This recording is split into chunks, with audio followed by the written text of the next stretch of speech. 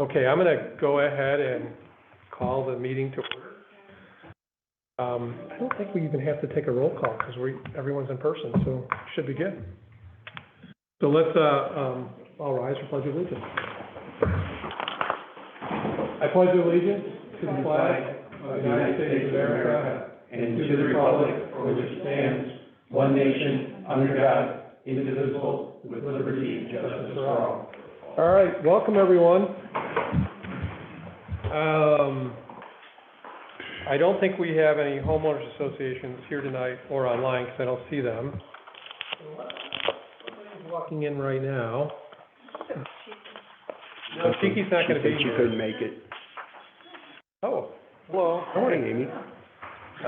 So there's no homeowners association, so now it's time for public comment. Is there any public, you both are here, any public comment?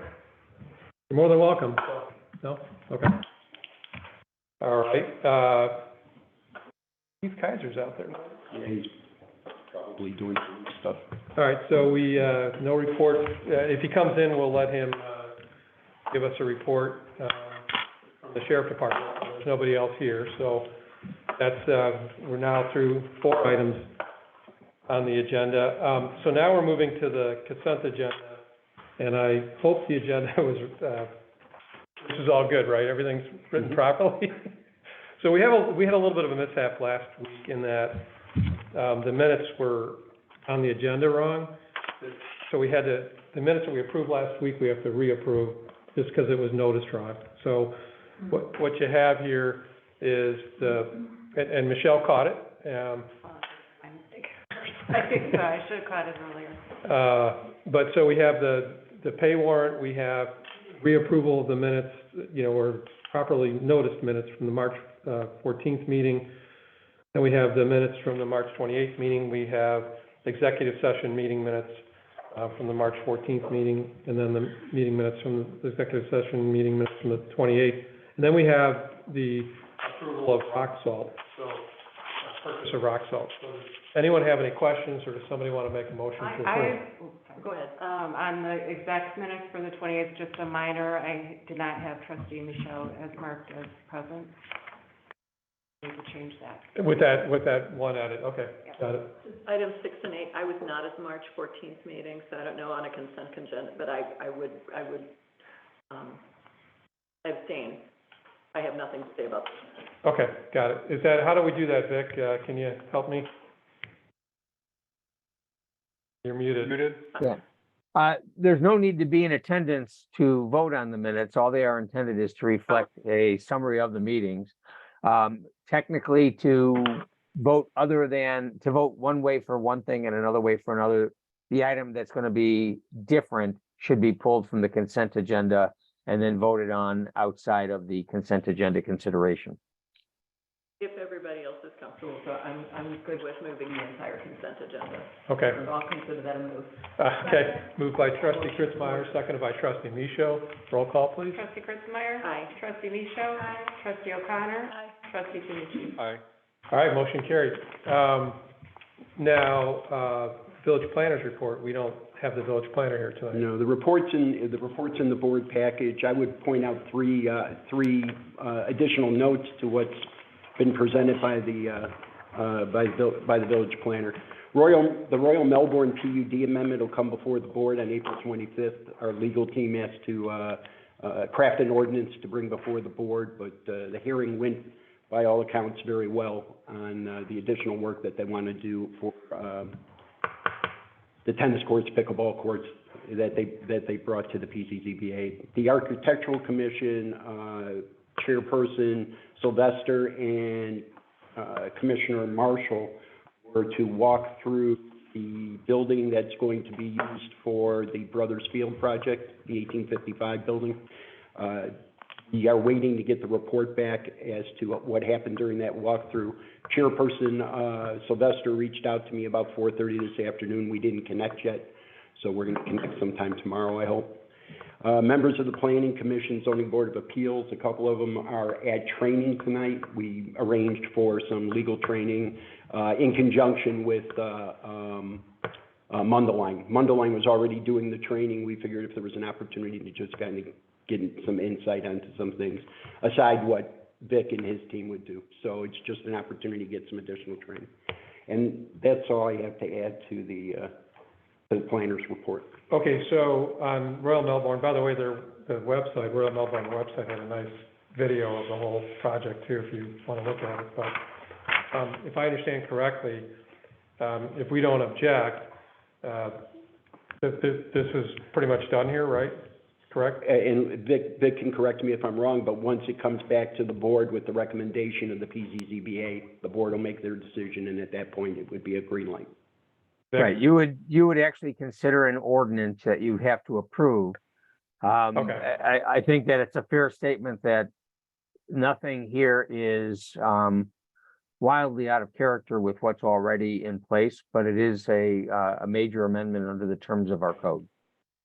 Okay. So will that be placed on The next meeting's next agenda. meeting agenda for approval? Okay. Any concerns? Okay. Anything else? Any other comments, sir? Not on the planner's report. All right. Now we have the engineer's report. Okay, moving right along. Don't forget to talk about Osage. Got both of them. Okay, thank you. Okay, so, the engineer's report is in the board packet, just a couple quick, highlights. Road Department, Bob and Rich hope to have some, further discussion on the timber deck replacements, the next board meeting. The road maintenance program is proceeding with IDOT. What do you expect? With IDOT, nothing. Okay. Timely? Correct. Okay, that's all, timely. There we go. Let's see, not, noted on the engineer's update, but new information we've got in the last couple days, number, Old Kendrick Road Pathway, the ITEP grant, that was not awarded to Long Grove. That announcement came out last Friday. Firstly, number 10, the community project funding. I'm gonna hit that. You're gonna hit that, okay, so I will yield to you on that. And just moving right along, Aptekissick Road, the, sewer lining, last week was a rain out for the crews there, so we're still 2 weeks from that being done. I did see them working today, so that is good. And just kind of jumping down number 19. They've been working on weekends otherwise. Were they? They've been not this last weekend, but the weekend before. Okay, moving things around. It's gonna be dry all week. We have beautiful weather all week long. Judging by today, it was a beautiful day. On wood. Let's see, yeah, going back, number 19, Harbor Chase, still working with them to, get going on the landscape area maintenance and the tree replacements. Do you have a date for checking in with them? I'm just like, that's lingering so long.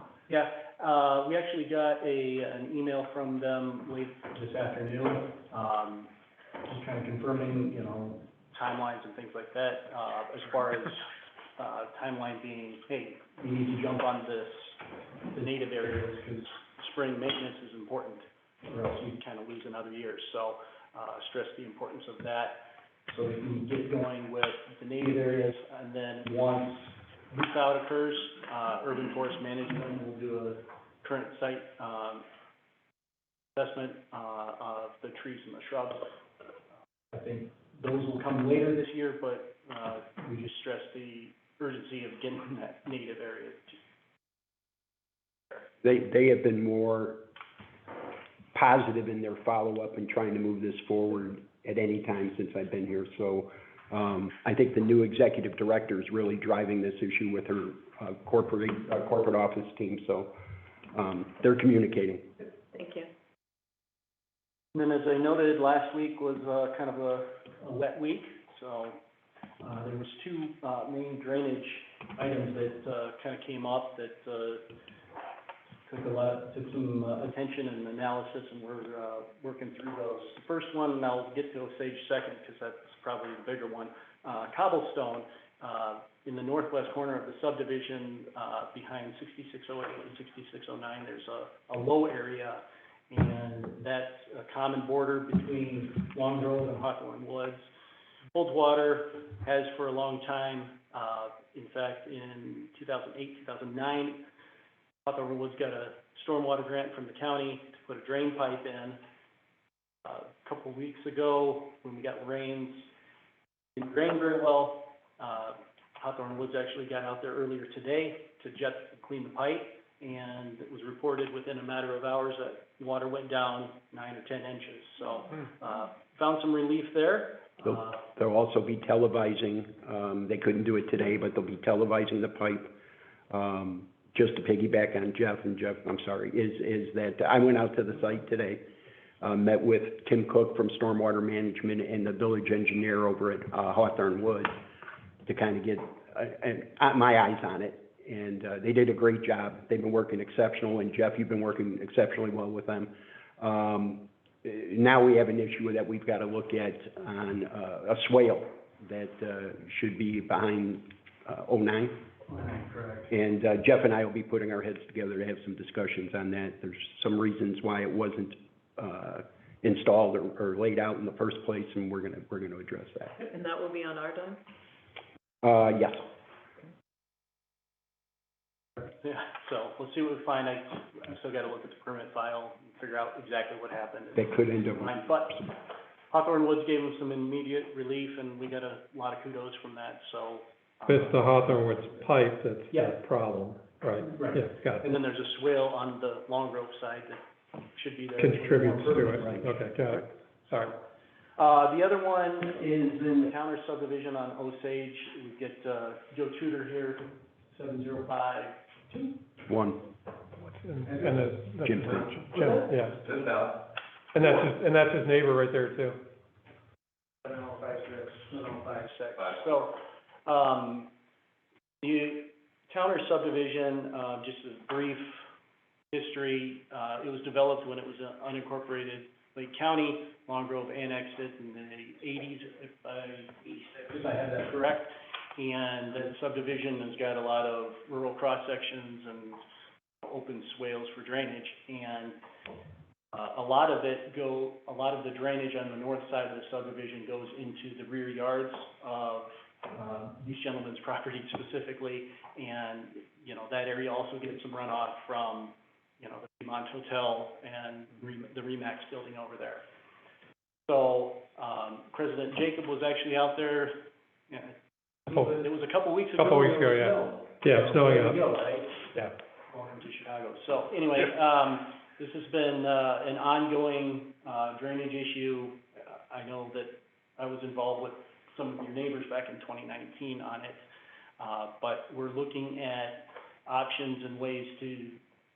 What is happening is between these guys' properties, there's actually a culvert that goes under the road, an 18-inch pipe that funnels the water through the side yard into the rear yards. So there's no well-defined drainage path, there's no easements for drainage there or anything like that. So kind of address that, we're looking at ways, hey, can we keep the water in the Osage right away and, you know, get it down and through the subdivision, the whole subdivision drains into Ravenna East, which Ravenna East, when that subdivision was planned, they actually accounted for all the runoff from towners coming into their subdivision, but it's not getting there. So, I looked at, I spoke with my staff earlier today on the plan, and we're coming up with, you know, ideas to regrade the swales and kind of put in a combination of that and pipes, just to kind of, you know, as a solution. And as I mentioned, to you guys, Thursday last week? Once we have a plan, you know, I'll give it to Manager Jackson and we'll see where the discussion. Yeah, but I think that the thing that to impress upon the board, it is so bad. And the way the water, I mean, I was just blown away the day that I came down there. And I know there was another storm and it was probably even worse, than when I was there. But, the way the water, it just doesn't make sense. The way the water, it's like, it's coming from the north down the other side of the road, and then it crosses over and it dumps right into their yard. It's just not, I've seen it, yeah. Yeah, and We got it- They pushed a 19,000-pound septic tank up out of the ground. Joe lost his septic tank out of the ground, so, And all they told me to eat it. so it's bad. It's- Walk back the hotel. It's really bad, and it's, we have, You never had any kind of proper water drainage design? Is that what we're? well, we don't know yet, right? So, Okay. yeah, we don't know yet. Okay. There's been some other theories of some work that was done that A may be pond. contributing to it, a Yeah. pond that was lined and whatever. We don't know yet, but the thing is to come up with a plan and, you know, come back to the board, with it and then figure out how to fund it and what it is. It would not be out of the question that we would not help them. It's just the how and what and everything else, right? So that's what we gotta figure out. But they are taking most of the water For the neighborhood. for the neighborhood there, and then from there. And the properties on 45. Right, yeah, but the worst, it's, for me, from my perspective, Jeff, it's mostly coming across the road, and it's like half the subdivision comes across the road and goes into their yard. It's unbelievable. And when it's dry, it's okay, right? But if you get a lot of rain all at once, it's crazy. It was a mess when we were out there. Yeah, We've been talking about this since the car wash came before us, because a resident, but it wasn't either of you. John, Yes. John Tafada, yeah. Yes, he brought that up at one of the hearings, and at the time, I know we focused on the buildings on 45, the hotel in particular. Right. But now you're saying it's exacerbated. It's coming the other way coming even from more. both ways. It's even more. It's just unbelievable, the amount of water. And I don't know, you know, it's called Willow Springs. So I don't know why I think there's a natural spring out there, and you guys said it too, right? Yeah, you know, I'm just here because of, I know we got a lot of rain last Thursday, but it's 7056, because the drainage is so screwed up on the one side of the road. 7056 is his front yard, and I've shown Greg pictures. The front yard fills up to where the road, and then you got the ditch line. It's literally level from the road all the way to the house. It's a lake. Because the water is just so much, you can't get underneath the culverts, underneath the driveways fast enough. It has nowhere to go but over the road. It's been doing this for probably a good 20 years. My father, who's no longer with us, bought a 3-inch pump, which is like what contractors use to, pump out holes where they have to do a water main break or something. And it takes us about 2 to 2.5 hours to pump down that front yard. Otherwise, it goes into the crawl space. And the problem has just gotten worse and worse, to the point now where we have to do something. We Yeah. can't keep going on. We're getting more and more rain too, because like Yeah, all the stormwater people have revised their. It's gotten to the point where you get a half inch of rain, which should flood a yard, it floods the yard. The other thing, once,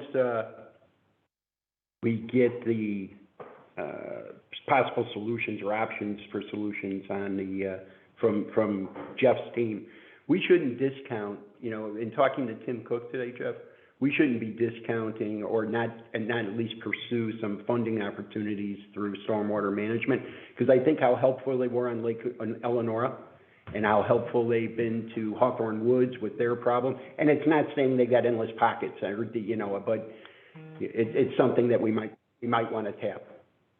And just the magnitude of it, and it's going on for a long time, you heard it from these gentlemen, but, you know, I'm envisioning something that's going to be expensive. Lake County Stormwater, they've been very good to the village over the years, offering the grants, but they're all capped at $50,000, so, that'll be part of the discussion, what other funding, opportunities are out there. And I would just ask, you've got a short-term mitigation thing, right? Mhm. What can we do for the short term, and then what's the long-term solution? Short-term and long-term. Yep. Yeah, because right now, I mean, They can't. Joe can't leave his house, right? He's out there, I've pretty much been evicted from my property. I Well, can't that's- use it. yeah, Lake County told me uninhabitable. My wife was going to the bathroom in garbage bags. How do you like that, ladies? She's going to the hospital. She's having mental problems. isn't working on her head. And I'm trying to be chill about it, but like you said, we need to find a long-term solution. Yeah. Yep. I'm prepared to wait a reasonable amount of time, but So, you're all invited to come out and take a look. so what's the timing on being able to go out and look there, Jeff? Jeff's already been out Where you there. been there? You Yeah. just- Yeah. Is that back at the office? We're looking at a plan. Back at the office planning? Yep. Thank you, okay. And we just wanna be And is be that, confident that what we're gonna share and, propose is, can be is doable, so. And then just kind of at least an order of magnitude cost on it. so is that something you'll have by the next meeting? Better, yeah. Certainly. Yeah, okay. Hoping to, I'm hoping that, I can have some discussions with, Manager Jackson about it later Yeah. this week. okay. Is there anything going on in Mundelein over the years that has clogged it up? Well, they keep adding more buildings, but other than that. Well, no, but not in that area, but if it's, I know the rains have gotten heavier, but this has been an issue for a while, and now it's an emergency. Well, And they I'm- built that warehouse right behind the, grocery store. I don't know if it's coming from there. Oh, that's right. No retention ponds, it's all concrete. Yeah, there's no retention uphill from there. And that should have been part of the whole Garden Fresh Market planning, that whole quadrant. Should have built. But I'm telling you, the water issue is coming the other I direction. thought you said it was coming from the north. Well, whatever, Osage runs which way? West. Coming from the west. West then, yeah. Yeah, it's more west. Oh, it's more west, yeah, sorry. Okay, 'cause I'm looking north and all I see is. No, I apologize for how The street angles. the street angles, yeah, so it's the west then. Okay. It parallels 45, so you know, Right. 45, so Right. we parallel 45. So not that there's not water coming down that way, it's the problem is the water coming the other way crosses the road. It is just unbelievable, the amount of water that's flowing through the area. Diamond Lake School? Yeah. Pump's running right now, one moves 1,400 gallons an hour. And it's been running since I bought it on February 26th. But isn't there a body of water at the park that's on the south side of 45? I was there maybe a couple of years ago. I remember a body of water. And there are homes in that. I'm just wondering if something underground There's is. a Willow Spring Right, at the end. Yeah, that you might be thinking of. There's also a pond on the corner of Willow Springs and Osage. Right. And then there's also another retention pond further down Willow Springs on the corner of Wilson Valley. The next street down. Meadow Lane. Meadow Lane. Yeah, there's a pond over there. On the north side, yep, or on And the the west side. pond that's on the corner of Osage and Willow Spring has two culverts going in to the pond. that Take water from the west side of Meadow Lane, and it used to be a private pond. But now you're taking right-of-way water from one side of the street dumping into the pond, and therefore the pond going out into the right-of-way between our 2 yards Yes. is never dry. Right It now, never we have stops. Yeah, because that pond has gotten bigger over the years, over the last, I'm gonna say 3 years. It's all, no? Not sure about that. All of a sudden, I was in the community, I'm gonna say it was maybe 2 years ago. I remember driving past there and thinking, to me, it looked like it had gotten enlarged. I know that last year, the homeowner did a bunch of stuff to it, so he might have made it a little bit bigger, but, now the water is constantly flowing out of the pond. That owner, Not in the right one. pulled a permit for that project, and they did more of cleaning it up, so it looks bigger, I but see, they I didn't do gotcha. any, grading or. That's- Making it bigger. So they made, We had a they state made, representative out there the other day, say that again? state representative. cool. And It was Syed's chief of I staff. made a Vietnam joke, she didn't get it because she was a little too young. But I said, the smell of raw sewage in the morning. The joke was smell of napalm. Oh, Apocalypse Now, yeah. That's There's raw sewage being disposed of, in the right of way. The way, Come on. right, Ross. Come on, this is the neighborhood. When it Take a goes walk through all around. of the backyards, it's crossing a bunch of fields. So when by the time Sure. it gets down to where it needs to go. Sure, We've had the health department out there years ago, and they said there is stuff in it, and I'm sure there is. It's going across numerous. Septic fields, yeah. I'm probably a polluter. Well, Well, that's right. across my field, we had to repair my field the other day. Sure. The village is, I can't say enough about Bill and Greg, you know, I work for a town myself, they've been tremendous at helping us out with this, but, you know, I know how municipal works, and I just wanted to come here and say that, you know, once you come with a solution, we don't have the time to say, now we gotta go out for bid, now we gotta wait 3 months before we can do stuff, because even though it's the dry season, because the water's constantly moving, we're never dry. And like I said, a little half-inch rain floods the front yard of 7056. Well, that's why I say we've gotta have a short-term solution, the long-term, right? So whatever the Band-Aid is to get us through, and then the long-term. So that's what you're tasked to look at, and thank you, and, let's see what you got. As soon as we get an update, I'll share it with both Joe and Jim too, so. Okay. You know, I'm sorry, that's the way you're living. I'm sorry also, I know. If you see it, you'll be amazed. I remember seeing it when it was dry. I could see the It path. never gets dry. Yeah, well, okay, so it was like 2 years ago, but yeah. There's water rolling through there. 24/7, 360. Something's gotta be, Yeah. something's gotta be. And it wasn't that way when I moved in. But if you do go out there, take an extra pair of socks with you. Okay, when I moved in, I had a new septic system put in. On my second I go through 3 sump pumps a year. My sump pump generally cycles about once every 12 seconds. How many thousands of times that is in a day? My captive in my home, did I hear the sump pump run? Did it fail? So we need a Yeah. very short term and then Yeah. a longer term. Yeah. So Jeff, what else is on your report? That's all I have, unless there's I've any got a couple questions. of things. Okay, go ahead. If I Yep. Oh, yes, yep. Yeah, the capital improvement plan is been incorporated into the budget document. I'm sure everybody's aware, but if they're not, the fire department's referenda was approved. Well, no, We haven't counted all the. they're ahead by 11 votes, and they have 14 days to finalize it, so. I'm meeting with the fire chief on Thursday. Only 11 votes? He's pretty comfortable, Yeah. he's got the votes. Yeah, it was 2 votes, the night Those two, after. Yeah, on election night it was 2. The current Lake County site it's 11 votes, but they won't certify until 2 weeks from. He feels very confident. We're having the Well, discussion for the water He distribution. must have across felt very Appaquiddick. comfortable, because he didn't really advertise the darn thing, so, I took him to school on that. thank you.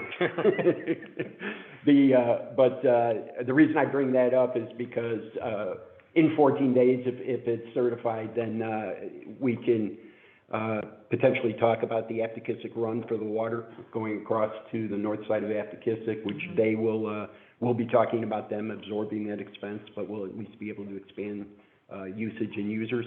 So that's a great opportunity for us. Also, I sent out communication to the board today. Very pleased to announce that each year, members of Congress get 15 projects they're able to present to various committees and then appropriations for approval. They're what used to be called earmarks. Priority projects. They seldom don't get approved because if you don't approve this one, these people aren't going to approve yours. So it's sort of like, okay, we're going to give you these projects. We were one of the ones that were put forward by Congresswoman Schenkowski, $2.3 million for 80% cost for the expansion of water distribution to the South 15 and connection to Buffalo Grove for Lake Michigan water. This is outstanding news. Yeah.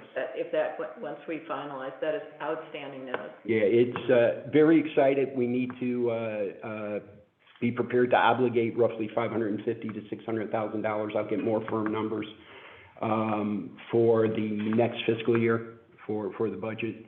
I'm sorry, the next, 24, 25 or 23? Yes, 24, 25, because of the way their cycle goes. Gotcha. So, I just want to put that on the radar. I'm going to add it to the capital improvement plan now. It wasn't added before, but I'm going to add it now. Thank you to the team that worked on that. Yeah, You guys did a Thank you. great job. it was a good collective effort. Natalie did a great job. Jeff, thank you. We made some calls. We did some pushing in my office, and it really worked out well. To strengthen those intergovernmental relationships are so important. It really is. And these new congressional representatives, because we're new into their districts, I think that means something. I am meeting with Congressman Quigley's district person on Monday to walk downtown and give him a tour downtown, so we can get a sense of the brand of Long Grove, and then we can talk over some of our needs. So. Well, thank you, nicely done. Nicely done. Are you gonna need an assistant for all the work we're just creating? He was here a couple of weeks ago, I forgot to introduce him, but, yeah.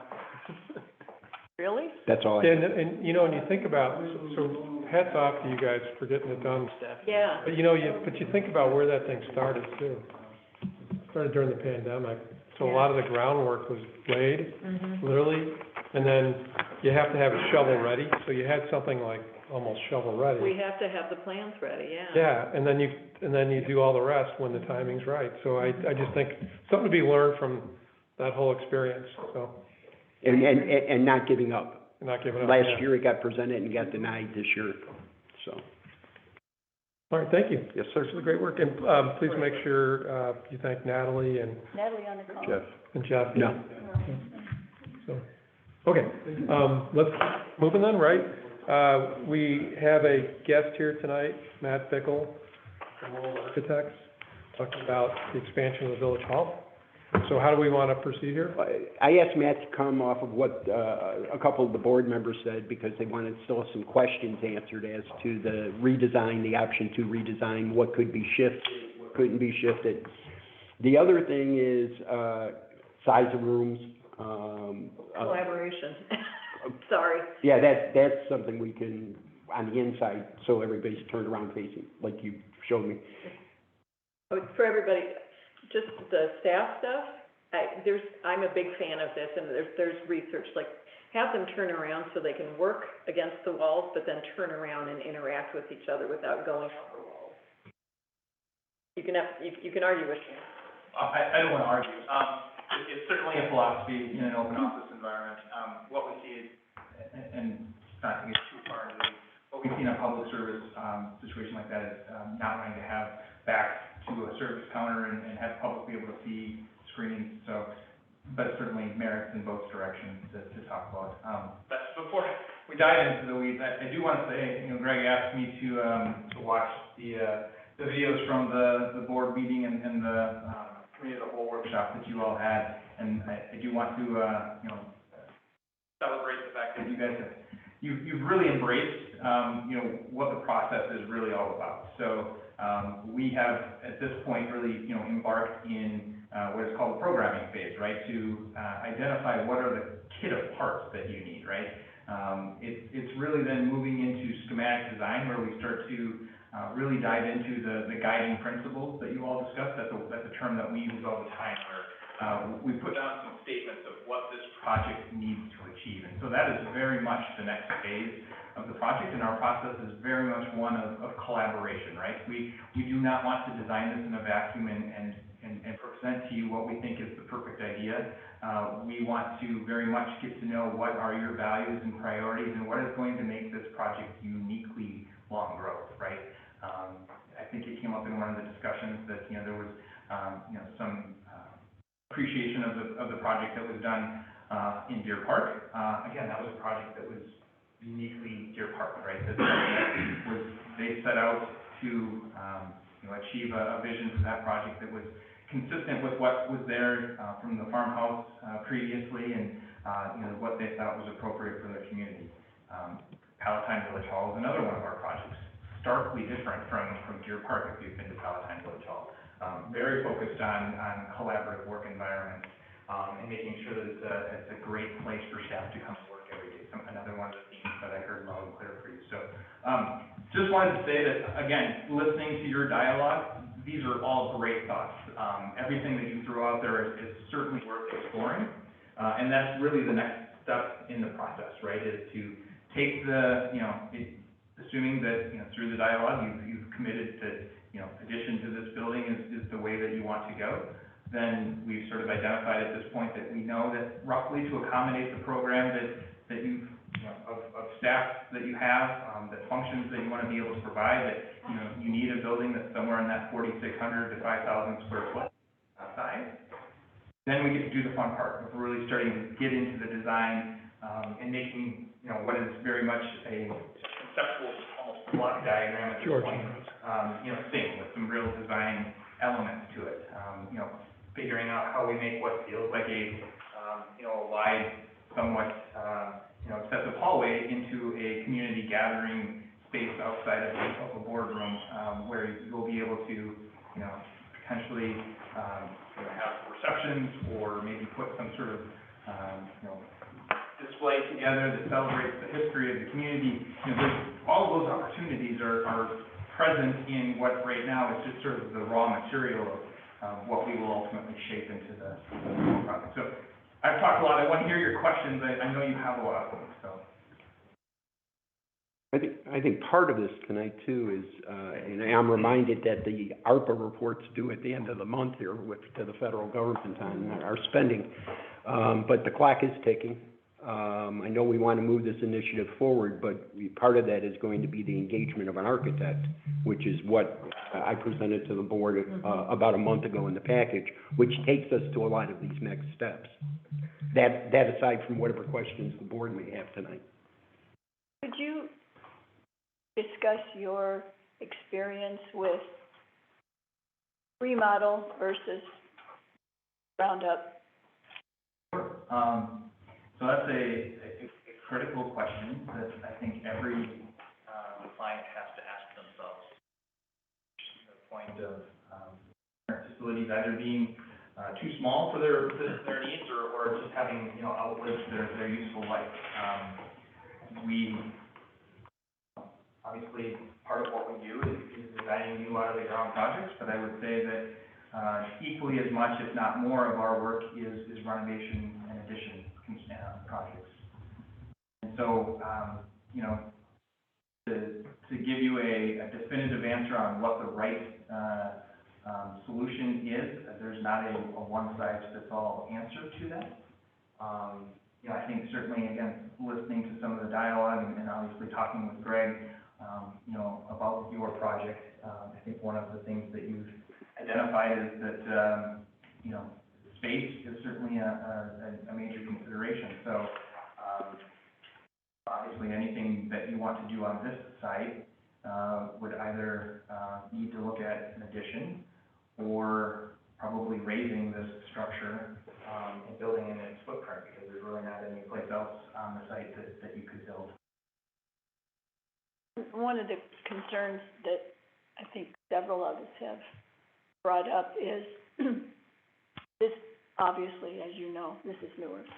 The original part, knowing how buildings were built 50, 60, 70 years ago with asbestos and mold and those kinds of things that we know about now, there's always something you run into that you didn't think you were going to run into. So when we talk about adding on, I guess you answered the question. What's the question? Well, I guess. You are absolutely right. With any renovation project, you only know what you can see, right? Unless you get into doing some constructive testing and, pulling the building apart before you get too far into it. There are always unknowns that you can encounter. We try and plan for that with, building in contingencies into the budget so that, we can accommodate it without, going over the mark that we've set. And, obviously going into a renovation project, you have to have your eyes wide open to those types of things. What are the themes and priorities or principles that you took away when you listened? Sure. Well, I think there was a lot of conversation about just functional relationships, making sure that you had the right adjacencies of spaces. So I know, talking about sort of a front entry sequence, public access to toilet rooms, you know, kind of your daytime and after hours uses. Certainly the, you know, I think there's a clear consensus that a larger boardroom space is desired, but how that space can be multi-purpose and designed to provide other opportunities to the community to use that space is certainly something that's going to be.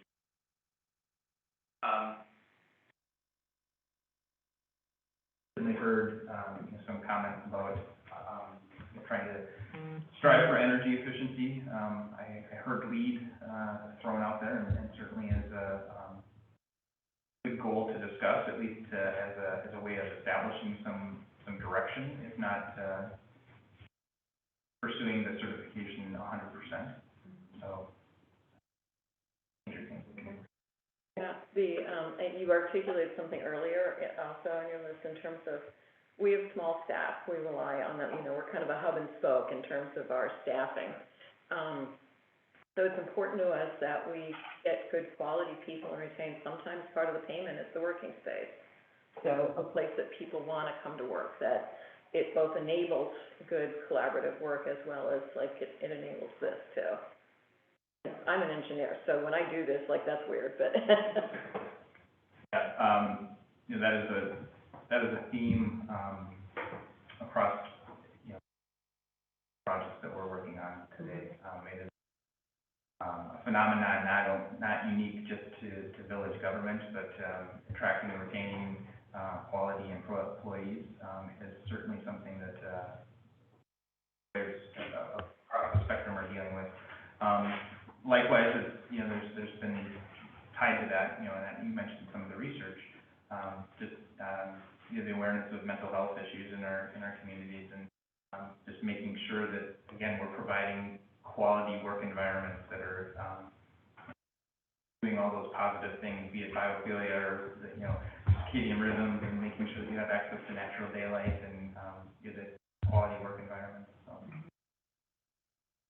What have your other clients, where have your other clients worked when the building is under construction? Question. So a lot of times, we are tasked with figuring out a way for folks to stay in the building while work is going on. So that typically means that the project has to be, you know, sequenced and phased in a certain way that you know, you're shuffling people around. The benefit of that is that it allows you to stay in the building. The downside is that you live through a little bit of construction disruption, but it usually has a not positive impact on construction duration, right? So if you have to do things in multiple phases, it takes construction longer to occur, which can we have had clients that have had the benefit of having locations where they could relocate. So Palatine, again, being an example, they completely moved out of Village Hall when we did that project. They had a building that they had acquired that was unoccupied, that they were able to operate out of during that time, which allowed us to shorten the construction period on the project. I would think some of the air that would be breathed is probably not the cleanest in the world for. Oh, absolutely, and the contract documents need to be developed that way so that we're putting out the appropriate construction dust barriers and HEPA filters and making sure that we're maintaining the safety of. Rita, can I ask on to that question though? So the way this is proposed right now, there would be a new building behind us, right? So, isn't it correct that you could build that building first before even breaching a wall here? So you actually could have a location to work from, prior to this area even being done? Yeah, I think the again, not having thought about this a long time, but probably where you would be pressed is, you would build that addition, you could move staff out of here and use that space. You would be without a boardroom probably in that scenario for some period of time. So finding an alternative boardroom, because you would probably have to set up your future boardroom as temporary office space. But yes, construct the addition before really making any major breaches. That's another thing to talk about in terms of the concept of, adding on to this building. Given its structure, its layout, the systems that are here today, it doesn't make much sense to, have one central heating and cooling plant for the entire building. So you would probably maintain mechanicals in this building and then have new mechanicals in the new area of the building. So from that standpoint, again, it would lend itself to. You wouldn't have to bring trades out twice necessarily, but maybe. If you do that, you utilize everybody twice. Right. And we've been giving thought to options on what would happen and how we would operate. We talked about construction trailer, that GC at some sites that may be 4 desks, and that's enough to do it. We talked about potentially at the school, Let's say at the school during the summer. using space at the school, and then the fire department too, so. What do you think about the current drawing that's got this giant courtyard here? Oh, this, yeah, that's your latest drawing, yeah. Yeah, or one of the latest ones, for sure. You know, originally, we wanted to go, and north is to the right on this plan, right? So we wanted to go more north, with the addition. This way, yeah. Yeah, we start getting pinched by, the wetlands and the drainage, area. So that's really what sort of drove us to this scenario, to creating, the U shape. You know, obviously not wanting to build up height against the existing building, from the standpoint of it allows us the opportunity to maintain natural daylight into as many spaces as possible by sort of creating this courtyard area. I don't know if you have a thought about. But to your point, that's north, so there's not gonna be, once you build a building, it's gonna be challenging. So you could cover it and have skylights in it. It would be right out here, correct? Yes. This is east then, right? Yeah, okay. Yeah, this is east. Sorry. Oh, yeah. So that's north. Just depends on where exactly how it's positioned, I don't know. The sun's over there somewhere. It's like being on Osage. Oh, yeah, your road. You had opinions.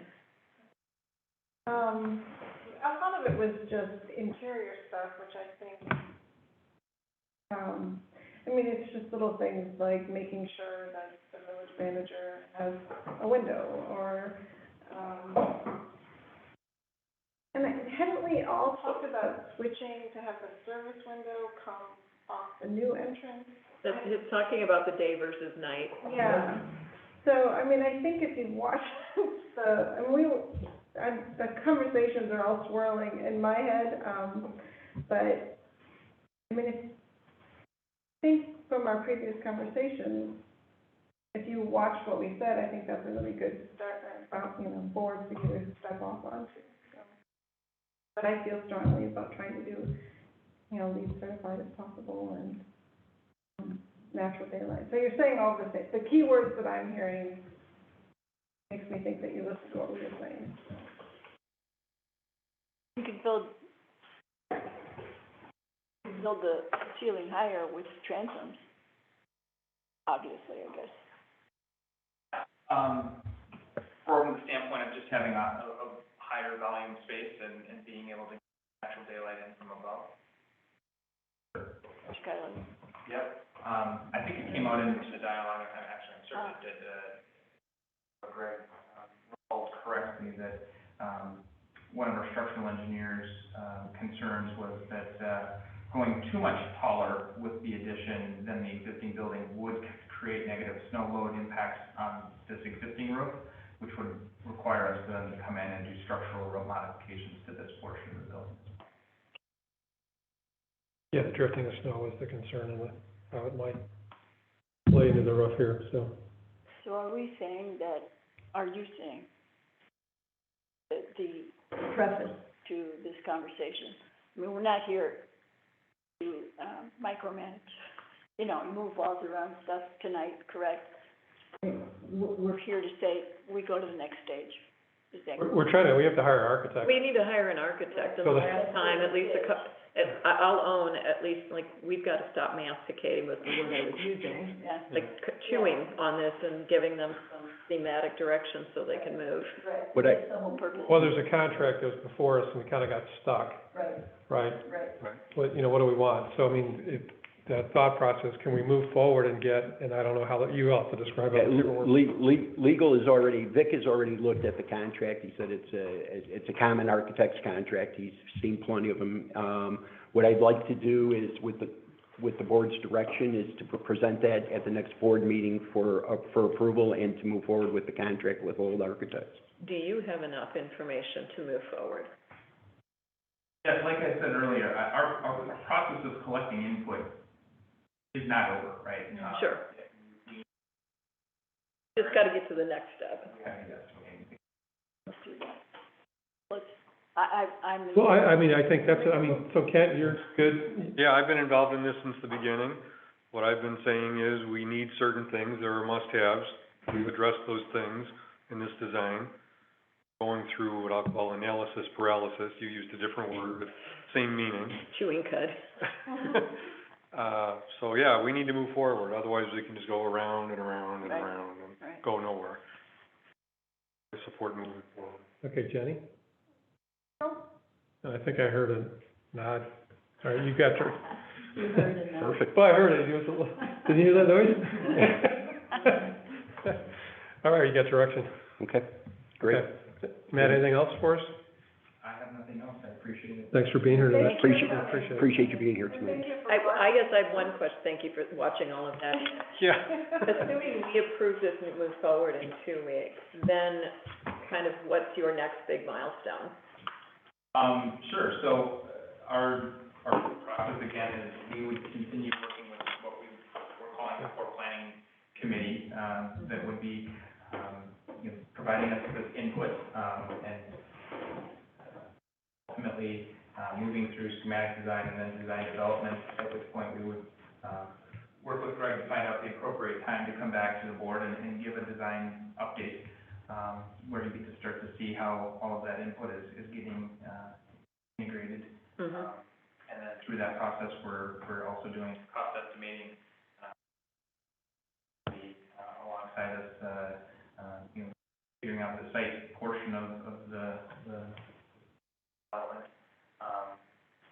And from our schedule, you know, we had talked about that schematic design process taking about a month, the design development process taking approximately 2 months, at which point we would be ready to, start finalizing the bid documents to go out for bid. It would take probably another 2 months. So, at this point, we would probably be looking at, you know, for bids for construction, probably early fall. Sounds like October, so construction would be next spring. Most likely, that's probably the best scenario, which actually is, we're finding that in order to get, the most competitive bid, for a spring start, we are very much seeing, that it's necessary to be out to bid in that November, or October, November time. Waiting until after the beginning of contractors' book of work starts to be very full for spring starts and summer construction. So, getting out to bid and under contract with a contractor, in the fall would be the right time. No, that's good accountability for us. Any other questions for Matt? I just have a quick one. Hopefully it's a quick one. And I believe we touched on it. With a larger boardroom, we accommodate more people. I know we talked about parking. Will there be do you foresee, or has it been discussed, and I didn't hear it, more of a parking area for anybody? Or are we just gonna borrow the school? Second level of the. And that's no big deal. Yep, no one said anything, so. The other thing is you got a driveway out here too that I'm sure that we could reconstruct a little bit too. As long as the fire create chief. more parking, yeah, The fire chief, please. As long as the fire chief license. yeah. Thank you. Thank you. Thanks, Matt. Thanks, Matt, appreciate it. Thanks for being here. All right, let's keep ourselves moving here. The next item is discussion and consideration of special event application submitted by Brothers Field for Cinco de Mayo, Friday, May 5th. Yeah. This is before the board to approve, but I would ask the board that if the board decides it's going to approve it, it's contingent on the village staff receiving the dram shop insurance. We have not received that at Village Hall yet, so, Brothers Field, as temporary or transitional liquor license, has not been issued to them because they don't have insurance. They also, don't have a state liquor license at this time. So we'll need proof of that, the COI for Brothers Field for the special event, and then I'm asking for some clarification, and I got some of that back from Bradley from Brothers Field today on the speakers. They said 1 to 3 speakers, now they think it could potentially be 4 speakers. My concern on that was the concern that Trustee O'Connor and Trustee Borowski had brought forward about the noise element. So I'm still waiting for some better clarification on that. So I would ask the board, because this event's coming up in May, we have asked them to submit their documents at least 30 days ahead of time, so we have time to look at everything.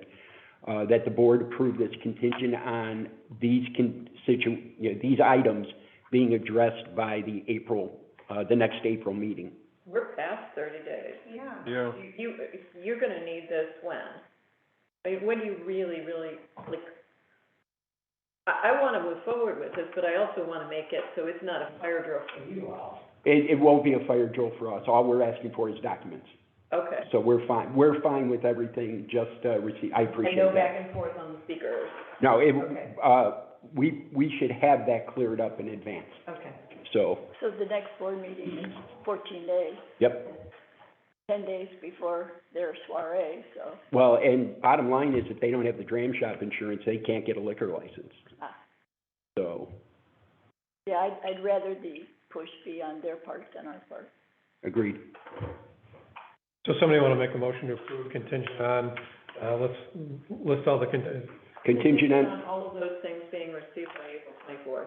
yeah, but let's, contingent on proof of the dram shop insurance and a state liquor license, copy of the insurance for Brothers Field for the special event, and, approval of the village manager's, discussion of the speakers. So Okay. we've got some kind of sense on that. there's a food truck and then, Food truck is Chatterbox, oh, okay, got so it. they're fine. Okay, got it. Okay. Go ahead, Vic. There should also be, if we have not yet received and issued the business license, that too needs to be a contingency. Okay, the business license too, Right. so, Business license for what entity? Brothers Field. Brothers Field, that was, if you remember last meeting, we approved the business license, and that is the hook on which we hang the liquor license. Right. okay. So moved. Okay, so who moved it first? Second, you did. Okay, moved by trustee O'Connor, second by trustee Kritzmeyer. Aye. Aye. Trustee Micho? Aye. Trustee Tucci? Aye. All right, motion carried, thank you. All right, the next one, I don't think we're gonna, we're just gonna have an update. We're not gonna pass the resolution on Route 22, but who wants to lead the discussion? Tell us why. Well, so, I started, asking a lot of questions. I first thought that the resolution, when it came across my desk, was for the stoplight.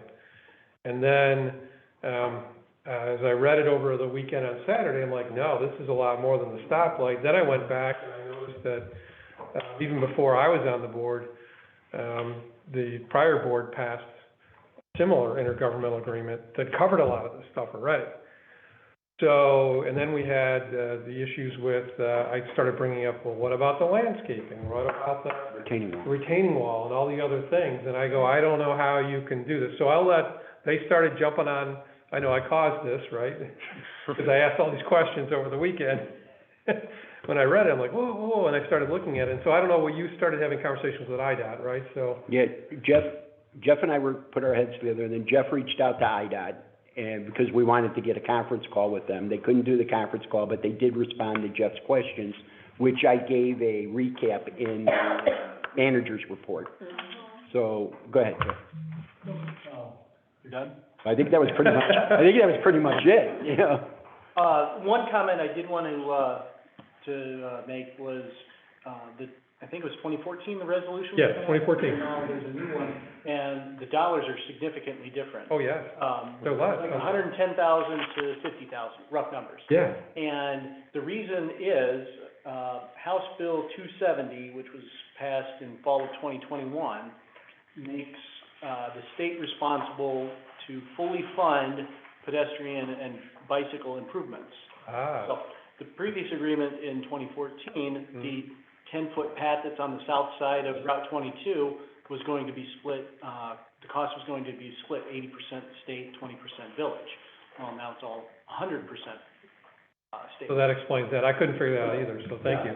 Yeah, but no, we're taking care of traffic signals in the future.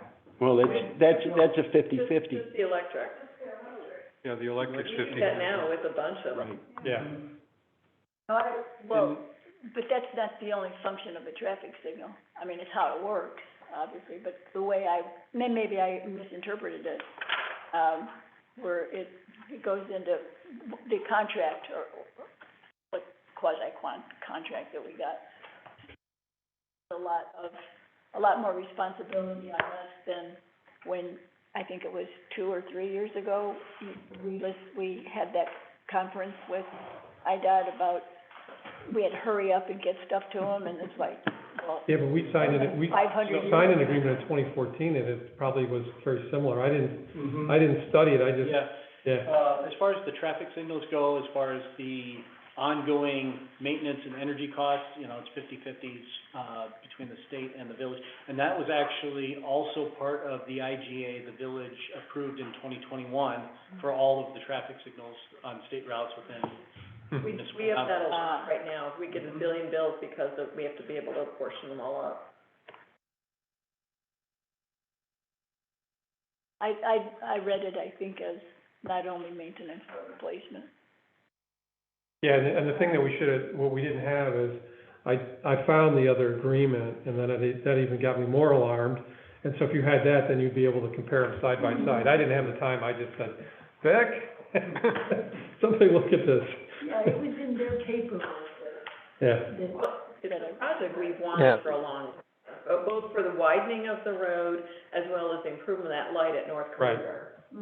yeah, That horrible intersection. Well, and the whole thing will be rebuilt. yeah, Vic's piping in here. Yeah, one of the other things that you'll see in the manager's report, in the communications between Jeff and IDOT, is that they're now saying that this agreement is supposed to cover the landscaping. Now, the landscaping discussion goes back, I want to say 15 years, and they still have not yet given a clear indication of what they're willing to do. You remember that the village did commission a landscaping plan for Route 22, I want to say probably 5 to 7 years ago. And we've had various sit-downs with them, but they've never really acknowledged what they're going to do. And one of the considerations of that is that the village has a series of easements along Route 22 that would preclude the expansion of Route 22 unless we release those easements. And so I think that they're suddenly injecting that into the conversation is a little bit concerning, because they haven't talked at all about what that cost will be and how they would account for the value of the easements that we would release. IDOT sent an email to Jeff and copied both President Jacob and myself on it today about a call for tomorrow on to talk about the landscaping. Yeah, the gentleman at IDOT that's in charge of IGAs, they weren't available today, but he says, hey, you can call me, I'm available at 9 o'clock tomorrow morning. And I says, yep, we'll call you. So hopefully you're available. I want to at least, discuss, hey, let's re-engage, let's get around to whatever we need to do to move forward with those landscaping. So given this IGA, it sounds like there's a lot of gaps. Yes. Are there any things in this that we would change? I don't think they were that far along, right? I mean, when it came across, it looked like it was for the stoplight. We'd have to see on the landscaping, there's a couple of, I'm just, it's just trying to kind of like, okay, how do we move this along? It sounds like there's gaps. I completely understand we're tabled, we're not, but is there anything in here that we object to or that we want changed? I think the clarification on the landscaping, absolutely, Landscaping. absolutely. Well, but you also need to look at the other document we signed too and compare the whole Mhm. thing. Well, but do we take care of that through saying this supersedes anything? I don't think this doesn't have everything in it, so. Yeah, Okay, that's- what, No, what not this, even, not even close. Yeah, go ahead. yeah, Dave. what this agreement presents versus what they intended to cover is a very different set of scopes. And so I think that we need to have a better conversation with them as to what they want to include in this. And then I think once we know what they want to include and how they want to approach it, we may have a better answer to your question, Ann. But I would Okay. say that what was in the agreement and what they intended to cover are fairly different laundry lists. And I understand that this was a much talked about project, and I just simply don't have the history. So I've been trying to reconstruct things and relying a bit on We've talked Jeff. about landscaping, we've talked about retaining wall, yes, no, flavor, what does it look like? Can it be attractive? Can it be Yeah, the retaining wall, non-graffitiable? right. The big things are, people think Long Grove is the obstacle to widening. They think that we have some view that we should be a nice narrow country lane, when in fact we've been on record for years saying we want it wider. Right, the thing here is that when this came through, it seemed kind of innocently, like, oh yeah, so let's let's move this forward, and it just came through, and then when you start reading the agreement, you're going, well, wait a minute, this is, Yeah, like paragraph 15 is what I'm referring to. If in the future the state adopts a roadway or traffic signal improvement on Illinois Route 22 that requires modification, relocation, or reconstruction to said shared use path, the village agrees to be financially responsible for its proportionate share of costs to modify, relocate, or reconstruct the path in conjunction with the state's proposed improvements. So that path that's theirs becomes ours. Yep. And if they decide to make a change, we pay for it. We never, I mean, this was never before. So you would change that? Well, it sounds like they have to fund because of HB whatever, they've got to fund 100%, but then they can mess with it. Now, the path becomes the village's for ongoing maintenance and. Right, that's but where it this comes says Yeah. if they initiate something that's They have the right. changed, right, that, So, Well, that, I should say, maybe, Jeff, maybe you were going to say this. I mean, that's not an uncommon provision for IDOT. When they have their road, they believe that their road is the be all and end all, and anything else that interferes with it or conflicts with it has to either be removed or be moved at somebody else's cost. So that's not so much the unusual aspect of that. Really, it's there's a bunch of stuff that was under the rug that I think we have a little more concern about. I think things like that are certainly where we have to be mindful of what the long-term cost might be. And that's a somewhat different issue than what the agreement says. But I think that we need to make sure that the agreement covers everything that they purport it does, and that it does it in a way that is consistent with us, and that we understand what the allocations are, which is one of our concerns based on our review of it. And so I think that there's there's more understanding that needs to happen on this, and certainly more discussion on at least the landscaping aspect of it, so that we're not getting something different than what we expect. yeah, and I think the point out, for if the state is listening to this tape, to trustee Kritzmeyer's point, we want this project to happen. Yeah, We've wanted it for a long we time. want that darn light too. Yeah, and the stoplight in North Kruger, so we want it. Just the way this agreement kind of was snuck in, and then starting to look at it, going, wait a minute, right? And so that's why we got to step back and go, let's make sure we get this right, you know? I support that. Yeah. I have a question about timing. In this email from IDOT, it says it's in the 23 to 28 highway improvement program, and then it says, current engineering efforts targeted to enable contract letting in the later years of the multi-year program. So we're on the 2028 side, yep. Okay. Yeah, no, At the same time, the agreement, check the, last sentence on that. yeah, Those are the upper years. The Bureau of Design is working to have have plans ready should funding become available. Right. Okay, now if you look at page 6 of the agreement, this agreement and the covenants contained herein shall be null and void in the event the contract covering the construction work is not awarded within 3 years. Could be 2026, and we're already saying, best case, it's at the back end of the 23 to 28 timeframe. But they keep doing So all this that. may end up being null and void anyway. They I mean, we keep- still have to be careful, obviously, It but keeps being. we might have to go through this another time. Yeah. Uh, Not to disappoint you, but that's actually more or less standard with IDOT. And what would happen if we got to that point, there'd be some kind of codicil to the agreement to extend it. But, yeah, it's, dealing with IDOT is an interesting experience. So, you know, you went looking back through this, would it be efficient for, while we go through this exercise, to figure out what's the punch list, so that future boards have to kind of go through Yeah, the brain cramp of like, okay, make sure, I don't plan to be here in 2028, okay? But some future board, if they have to deal with this, like, okay, what are the things that they should have to worry about? Yeah, I think absolutely when President Jacobs got me, said, take a look at this 2014, resolution, and then you start going through it, I wouldn't have known the history of this, so I think it serves future boards and Punch list and documents. And, Staff and I well. even pulled out an email, letter that Tony Dean sent IDOT on the scenic easements in 2000. Again, you know, 23 years ago. our documentation, we've got to get more. I was just doing some searching on the share drive and I found it. We've got to get this into a better way, to, you know. strong. Yeah, I mean, the issue is, 8 years on the board, so I've sat through some of it.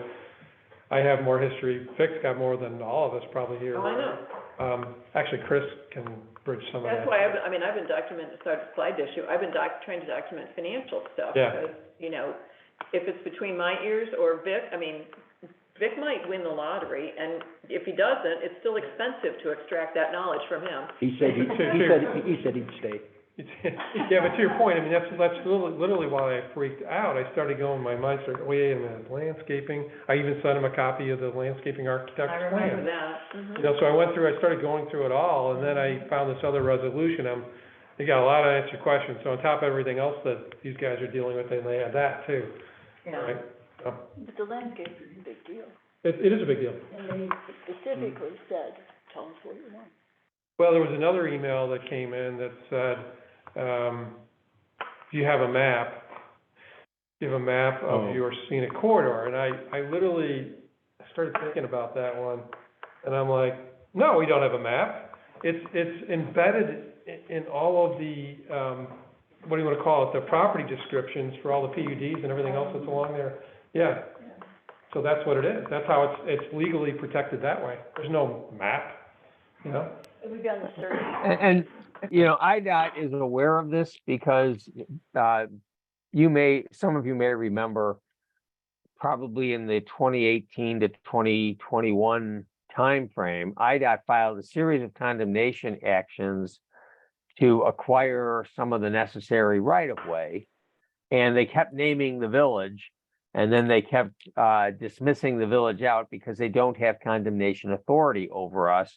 And in so doing, they acknowledge that we have all of these easements. So this is not really surprising to them, except, perhaps one division of IDOT's not talking to another. Yeah. Anyways, to be continued.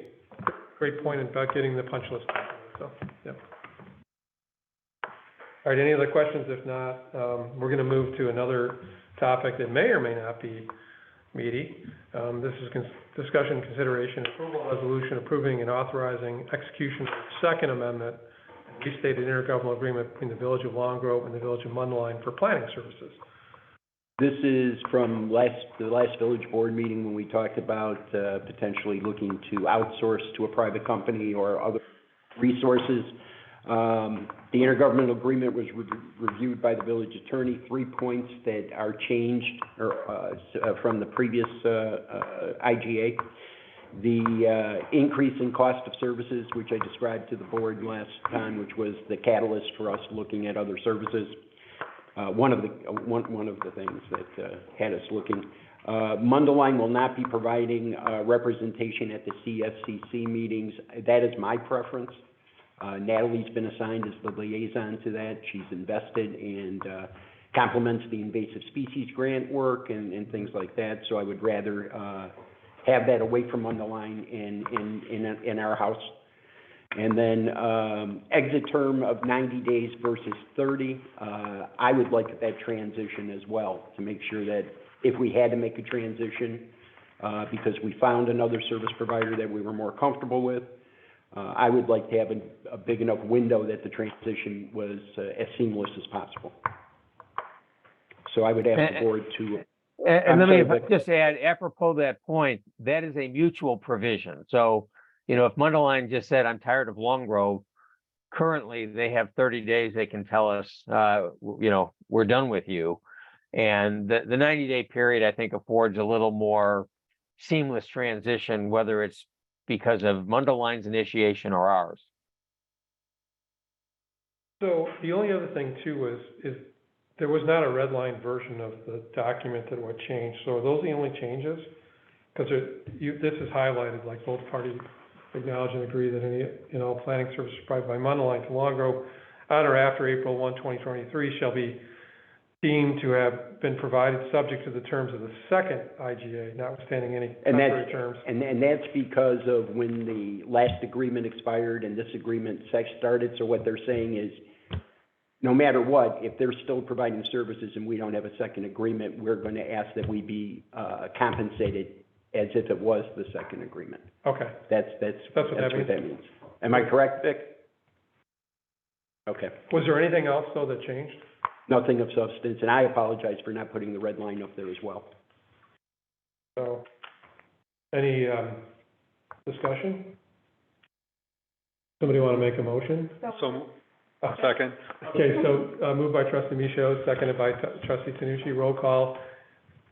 Trustee Michaud? Aye. Trustee Tanucci? Aye. Aye. So we lost trustee Kritzmeyer. Should we wait? Laugh really loudly. I don't know if I should do that. Can you? It's not like the walls are there. Well, I should probably, can we Should I go not? can we just pause 1 second? Sure. Take a little break.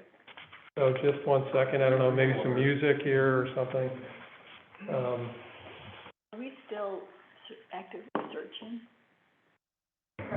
We had posting for a couple months in 22 and another month in 23, and the response was less than stellar. Do we go on LinkedIn or anything? We went to the industry websites, the job marts for ILCMA.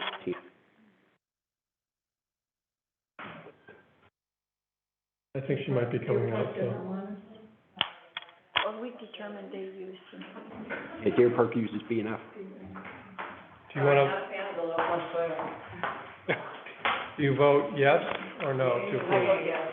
All right, so you got a yes, right? Yeah. From trustee Kritzmeyer. Motion carried. Thank you. All right. Moving right along, time for the draft budget. Just an update on the budget. The board's had time to look at the document. I'm just ready to answer any questions. I talked to trustee Kritzmeyer earlier today.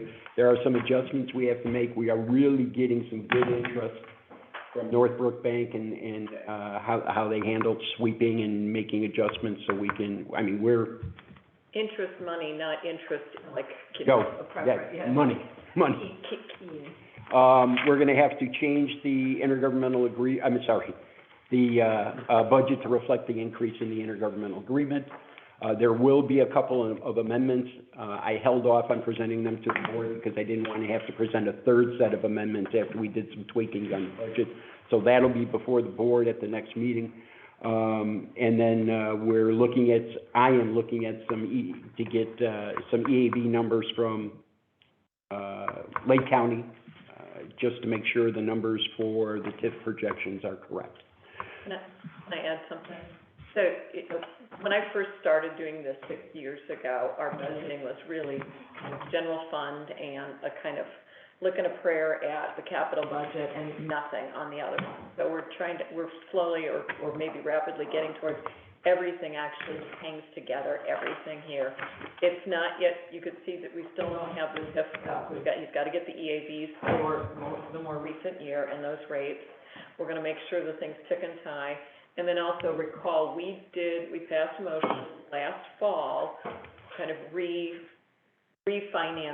the intergovernment bonds that the downtown TIF district. So I've been going back and forth with Debbie and Greg and keeping Natalie in the loop over the last, call it 3 weeks, and she confirmed we're gonna be making those first principal payments, the interest that goes with it, probably effective today, tomorrow, okay? We set that up for December 1st, so we will have to pay some arrearage this time. It's like $3,000 across both of those. But the intention is that with all the good work we've done here, that resolution, all of the stuff that Greg and people have been managing, we should be current on all of that TIF stuff and have a clear path towards continuing to make timely principal and interest payments on those intra-fund things, as well as the outside bond that we refinanced in 2021. Nice. So when you see TIF, so that will change the numbers you see here for the TIF, then the payments to open space and general fund. And then also, we're gonna do some tying through on the sales taxes that we have a portion of the Sunset Grove sales taxes pledged to those outside bonds. And if you recall, those all go to the bond payer, and then we get a bunch back once a year. So we're gonna make sure all of those things do our best to tie those all together. So, but directionally, there's a lot of good stuff here on the interest side. Yeah. We've benefited year to date over $100,000 by changing it's rising rates is a big part, but then also the work that we did to change to the banks. Denise spearheaded that, to change to the banks so that all these reserves we're keeping are getting swept into a better, still safe, but a better account. And that's yielded over $100,000 in this current year. Wow, that's great. Thanks for all that work. Can I ask some questions about the changes too, like the little changes? And I just was looking at the new and the old. But on the general fund, the transfer out went up from 84,000 to 281. Do you know why that was on here? Which one are you looking at, please? The new. Oh, yeah, we're transferring out for some of the capital improvement projects, so. I'm looking at page 2 of 41, under general fund. It was 84,000 in the last budget, and now it's 281,000. I was just curious. Yeah, it was transfer, and I'll give some detail to the board. Those are transfer out to, from the general fund dollars to the capital improvement projects that we looked at for 23-24. And recall, that was part of our intention for some of that refinancing, because general fund dollars can go anywhere. Yep. No, I just didn't, it just it just appeared, and I didn't know what the difference was, right? And then I followed through that there was some technology put in the general fund budget, that ended up here, wasn't there before, for $37,000. Again, that is the security server and the laptops that was part of the capital improvement. A lot of those transfers out are, and adjustments have been because of the capital improvement. And there was one other one, then I followed it all the way down, and sorry, I'm like you just don't want me to look at numbers, because I find every mistake. I wanna know what you're looking at for page of 41. I'm looking at, it's printed out from, I'm looking at the budget printed out, so. Same thing. Okay, mine says 1 of 32. Well, it's the page numbers. numbers from the, printer, because the font's a lot bigger here, so it's more pages. For my eyes. I get it. Yeah. I understand. Okay, Seeing how I just had eye surgery, he even made it bigger for me. Yeah. got it. Tried to- Then your reference is hard. Sorry. All right, so then one other, Yeah, and I saw some changes on the, yeah, so I'm not gonna go over. The only other one that caught my eye, I just wanna ask about, was there's like $350,000 that ended up in the water operating fund. That's to do the extension across from Aptekissick to the north side. It'd be 350 out, 350 in. Okay, got it, okay. I think that's it. I just, sorry, I saw the Aptekissick water down here, and that's where I kinda, Yeah, it's 350 in, 350 out. 350 in, 350 out. Okay, got The it. water operation fund is still, are underwater. Underwater. It's still underwater. We talked about that earlier, Yeah. we use the same wording. We need more customers. Yep. So the opportunity to send it across Aptekissick, we need more customers. So send it to Aptekissick to get the school on board from Lake Michigan Water is. That'll only cost us $600.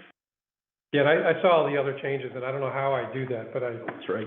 I don't know how, I put them all in my comparison. I'm gonna blur the numbers from. You're gonna blur the numbers from now on? We're spending that money even if we don't get lake water, because we'll need to do. Radiant mitigation. mitigation. And not only will that be a one-time cost, it'll be an annual cost to maintain it. The Lake Michigan connection is a one-time cost, and it will enable us to do all kinds of things we can't do now. It's gonna be a quick ROI on it, It doesn't cost to pay. a really quick ROI. Very quick. The only thing I'd add to, because we are talking about budgeting, is the stewardship of the village board and staff on money. When questions get asked, do we look at grants or things like that, I would just remind the public that not only are we strong financially based on the work of the good stewardship of the board, but Stemple, Kruger, Robert Parker Coffin Pathway, the ARPA funds for Village Hall, and now $2.3 million, potentially to be, I'm not jinxing anything, Yes. $2.3 million for the Lake Michigan connection. That's a significant amount of money that the village has went out, sought, and secured, thanks to our intergovernmental relationships too. So I just wanted to make sure I brought that up. Trustee O'Reilly said we don't toot our horn enough about our stewardship, and I wanted to make sure that was brought up. We have, yeah, and part of the interest sweep is because we're keeping that large reserve, because that's the right thing to do when we don't have property tax, but we're benefiting from that too. Absolutely. What's the current rate on the sweep fund? I don't know. Out of curiosity. Don't know. I don't know, I just know the dollars are clicking. can we, if we can figure out that, Mhm. I'm sure. Should be at least Think three, they- but I don't know. I would guess it's more north of 4. Hopefully, yeah. All right, any other questions? Go ahead. Greg, what do you estimate the sum to be on those grants? Oh, Well, the bridge was 300, Yeah, give or take 2 Kruger was, almost 800,000, was it? Yeah. Kruger 800,000, Stemple was 200. 200, yeah. That's $1 million. The bridge was 300. RPC was 90? 100, Okay, so that's 300. ARPA's 1.1 million. So that's 1.4. And, You got the bridge. CCP is 2.3. You got the bridge too, right? No, I didn't. that's over a year's operating budget, We also got a grant for the bridge too, Yeah, I don't know what that amount is. 300,000, 300, yeah, So it's 3.7 million, yeah. double it. That is actually over our operating expense for 1 year. so that's over a year's operating. Yeah. Cool. Nice job. Very nice job. All right, so village president and trustee reports. I have no report. Trustee Borowski's not here. Trustee Kritzmeyer. Basically, just working through the stuff on the budget, and I've been threatening and I've been working on it as I've been on airplanes. There are a lot of financial things that you're doing, that Natalie's doing, that, that I'm doing, but that's not the right governance. We should not be looking for elected officials. So I'm just warning you, I'm gonna be making a case over the next 12 months to get some part-time person on the staff, not the board. Yep, Part-time, not full-time. thank you for that, and I agree with you. Trustee Michaud. No report? Trustee O'Connor. I don't have a road report, but, for whatever it's worth, with Greg's knowledge, Natalie and I have been just briefly talking about setting up a giving day Mm-hmm. in Monroe. Start out small, like maybe 3 projects max. We talked about it a little bit today, so that's if that's okay with everybody. No issues for me. Is that a known term? Giving Day? Yeah. I think I stole it from another community, but the meaning is the same. You know, people in the community who could use some physical labor, minimal, you know, whatever we're capable of. I don't know that we need buzzsaws and things like that, but maybe elderly people or people who are incapacitated or people who are just in ill health who could use some help around their property, that we get a group together Gotcha. and help out. Thank you. Best we can, you know, but I envision 3, maybe 4, depending upon, maybe nobody responds. You know, but maybe if there's a lot, then we can figure that out, but we're. Thank you. I wasn't sure if it was like getting the businesses to, you know, donate profits to something. No. That's why. No. Thank you for clarifying. Yeah, Anything else? end of report. Trustee Tanucci. Well, I was going to explain why spending money to connect to Lake Michigan is better than spending money on radium mitigation, except I just did that 5 minutes ago, so I'll pass. Okay, all right. Thank you. Thanks for that report. Village Manager Jackson. Just been busy. The rains have caused us a lot of activity. Doing the budget, just a number of things going on, and we'll just continue to move forward. Okay. Well, if there's nothing else, then I'd like somebody to make a motion. So moved. No, hold on. Whatever you want, it's okay. Bill? Go ahead, Vic. Yes. Might I suggest that we defer item 19 on the agenda until after the number 20 on the agenda Number until 20, after the yeah. executive session. Yeah, yes. Okay, we will defer that item for executive session. Now I'd like somebody make a motion to go into executive session to discuss personnel matters. Okay, so it's by trustee O'Connor, Second, second by trustee Michaud. Trustee O'Connor. Aye. Trustee Michelle. Aye. Trustee Yeah. Meyer. In the Aye. shade, just Trustee so nobody Tanucci. looks and Aye. steals the laptop. Yeah, I don't have a 20. I'm sorry, I didn't hear. I have 2023. Yeah. Yeah, they're all ayes. Okay, motion carried. Okay. Oh, Did they figure out our speed bump situation or whatever? no, the actual meeting is just a state of the township Oh, got it, okay. Assessor gives the report. Got it. Get ready for some. Got it. nice. Thanks for coming. Yeah, you surprised me, you were here. Hey, Amy, how are you? Good, good.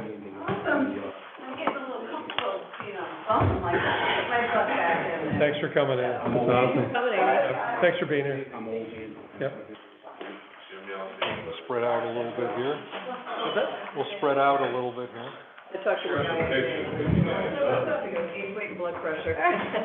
Get them all. Oh, you know what, let's, hey, Greg, can you shut that window though? Just, The other way. How Is that can your not septic be tank? covered? Well, I was shuffling through, but I'll make sure. Did you wanna shield the screen or just shield the? you can shut them now, yeah. What I do wanna do is also, will you turn that laptop off? Please, thank you. Shut it down. Yeah. You can, it doesn't matter. I mean, I'll have to shut it before I go, so if you wanna shut them now, yeah. The noise or not. Mayhem happens, Yep.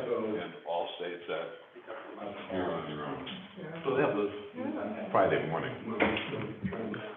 7 o'clock. I've never seen anything like that. It's A lot of people unbelievable. didn't. It's unbelievable. Yeah. Good night. Good night. Thank Night. you. Sewage being disposed of in the public right of way. It definitely seems like there's like a, right, they heave it out. Well, why is the road called Little Springs? I don't know why. Or something is Yeah. clogged. Exactly. Could be, there could be a buildup over the years. That's what the tank looks like. Goodness.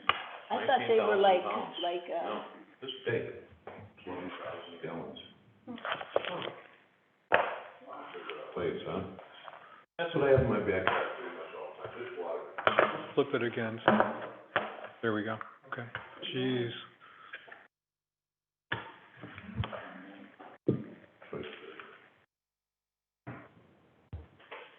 This was going on. You've seen it already, yeah. Not in the rain, but that's okay. I'll get it from Greg. Oh, see, that's what I thought septic tank. The truck destroyed my driveway. Oh, is that your drone And picture, the drone ground being picture you as wet took? as it is doesn't help Sorry? that. Oh, yeah. Ground being as wet as it is doesn't help. That's like. You know. I was 35.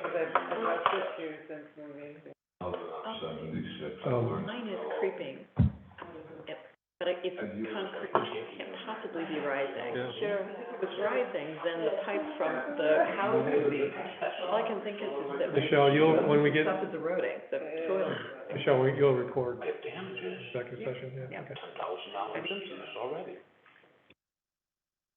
Thank you, Joe, for being here. Thanks for, Appreciate I it. appreciate it. Thank you. Let's see what happens. Thank you for coming. Thank you. Thank you. Thanks, I thanks. hope your wife feels better. Oh. Oh, yeah.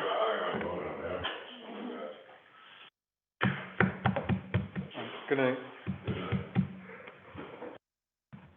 All right, so, I'm gonna go ahead and, Do we have any connections with the RV place? no. Craig knows. Bye. Maybe they could let him use an RV, For a bathroom, you mean, or just, well, to live in. oh, as a living, oh. Okay, I'm gonna go ahead and put us in a breakout room.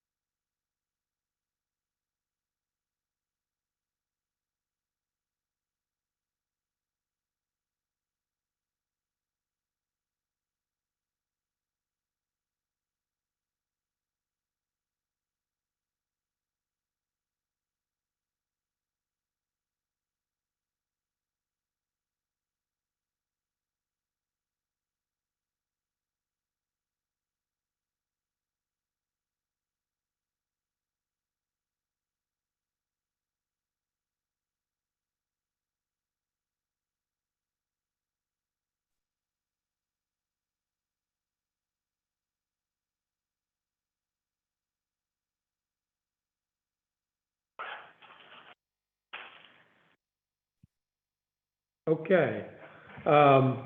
We're back in the regular session. We have a motion to approve separation agreement. Moved by trustee Micho, seconded by trustee O'Connor. Roll call, please. Trustee Micho.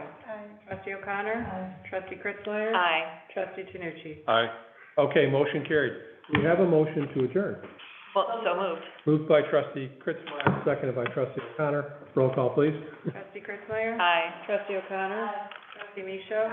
Trustee Tanucci. Aye. All right, good night, everyone. Meeting adjourned. Good night. Night. Thanks. Bye. What town is it again in that,